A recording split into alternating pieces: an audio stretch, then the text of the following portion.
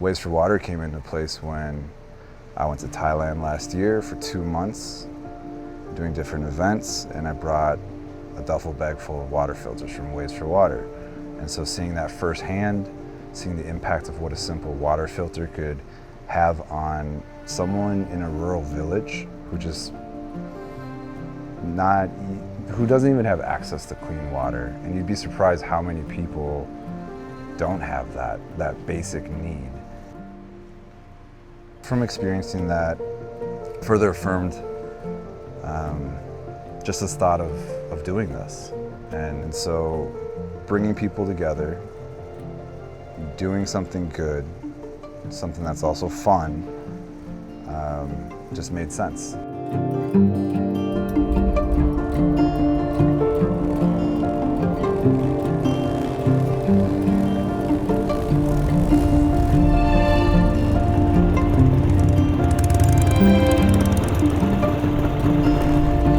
Right there, looks awesome.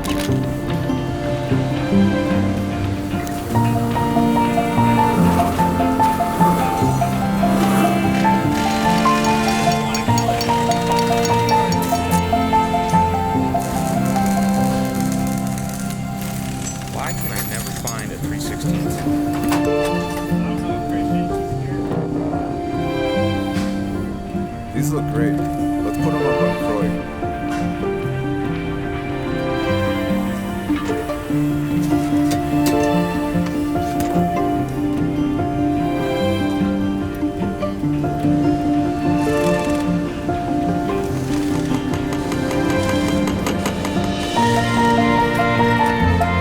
Hey Joe, does this look straight to you? It's pretty tight.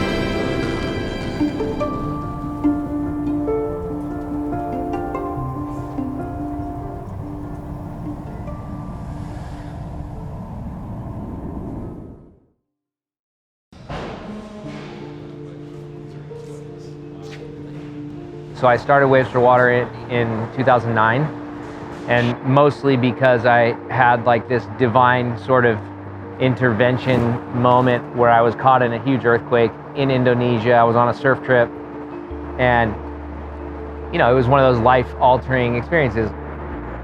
I just sort of was the first responder by accident, and it totally pivoted my whole life and catapulted me into a new direction. Because I didn't come from the aid world, I was a pro athlete before this. I really kind of had a different view and approach on aid work, disaster relief work, all that kind of stuff. And I like to have fun. Why can't I do those things, be super serious and clear intended around the work, but also go do the things I love? And so it was like this relationship that was forming, and how I was gonna put all those things together. I like to surf and climb and ride motorcycles and all the things I've always liked to do. Why does that have to change? Really, I met David through a mutual friend.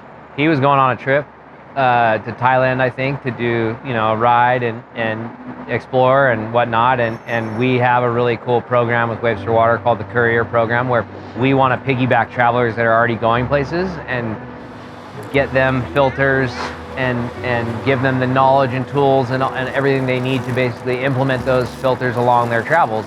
And I like that approach because you're just plugging purpose into what you're already doing. It's pretty tailor-made for adventures like David was taking. He went and had an insane experience, and it's exactly what it's made for. I mean, it's made to, like, first and foremost help people when you're there, but it's also helping you at the same time. we were talking when he was in Thailand, we were talking when he got back, and just like, he was really impacted by that experience, and I was just living vicarious because I love to ride too, and I've ridden motorcycles in Thailand myself in the same zones he was in, so I was like, oh, I know that place, and like, it was really cool.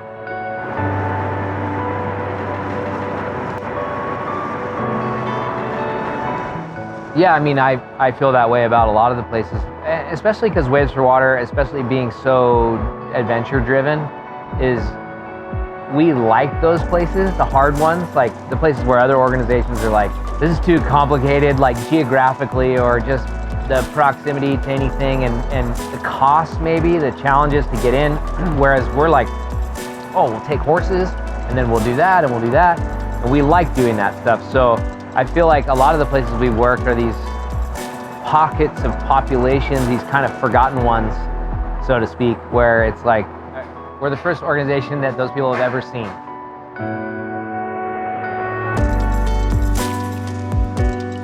Every 15 seconds a child dies, and that's just from waterborne illness. No sugarcoating that, there's no way around that. There's a bunch of things lumped into that. But still, the facts are, if everybody had access to clean water, that would be erased. And so, in the time we've been doing this interview, you know, what, 40 kids have died? Once you know, once the veil has been pulled from your eyes and you see what it really is, then you automatically, whether you like it or not, have some sort of responsibility attached to that, because you know, you have the information. And that's the way I feel about the water crisis. It's just like, I know too much, and it's almost impossible not to just give it my all, you know?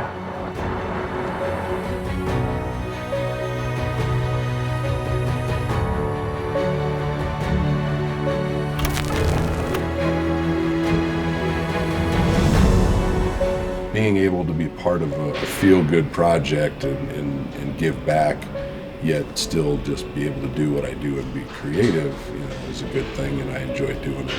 And this one, being able to do it with other people rather than just me in my shop by myself doing it, just made it that much more enjoyable.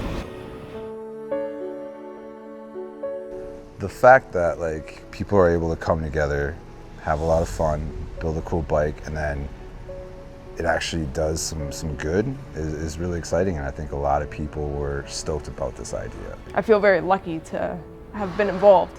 And the fact that it's, you know, a project that's getting raffled off for charity makes it seem like I want to put extra heart into it, and I think all the other people involved clearly want to do the same, which is cool because it's putting energy towards something where the end result is so positive.